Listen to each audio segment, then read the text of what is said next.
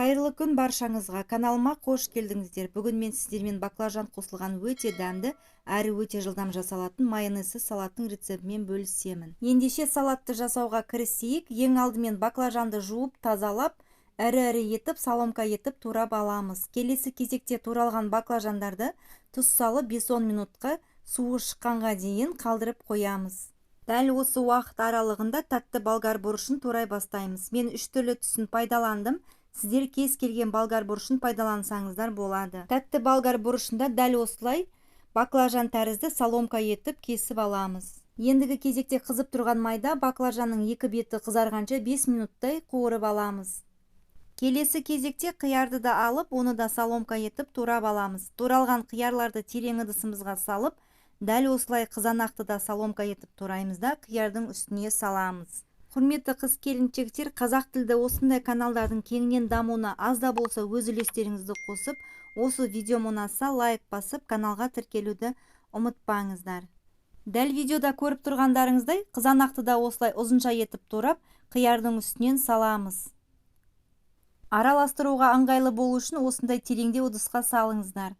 Қиярымыз бен қызанағымызды турап алғаннан кейін, енді үстінен көк пиязды видеода көріп тұрғандарыңыздай ұзын-ұзын ірі етіп тураймыз.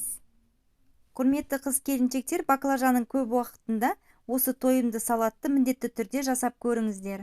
Өте оңай әрі өте жылдам жасалатын керемет салат. Ендігі кезекте көк пиязды турап алып, қияр мен қызанақтың үстіне саламыз. Баклажанды қуырып алған соң тәтті болгар бұрышында дәл осылай қуырып аламыз. Болгар бұрышын 2 минуттай қуырсақ жеткілікті. Баклажан мен тәтті бұрышымызды қуырып алғаннан кейін енді қияр мен қызанағымыздың үстіне барлығын қосып араластырамыз.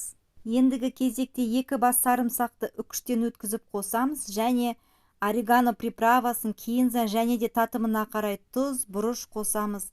Ең бетіне қызып тұрған майды құйып жақсылап араластыратын боламыз. Барлық қосатын құрамын описание бөліміне қалдырамын. Қыздар, менің каналымда дәл осындай қарапайым заттармен жасалатын көптеген рецепттер бар. Алдағы уақытта шығатын рецепттерді жіберіп алмас үшін каналыма тіркеліп, қоңырауша белгісін басып қоюды ұмытпаңыздар.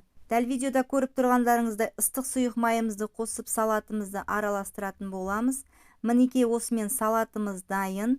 Алдағы уақытта мен сіздермен бұдан да көптеген керемет рецепттермен бөлісетін боламын. Видеоны соңына дейін көріп жатсаңыздар, лайк басып, комментарий жазуды ұмытпаңыздар. Сіздермен болған Айнұр, қош сау болыңыздар.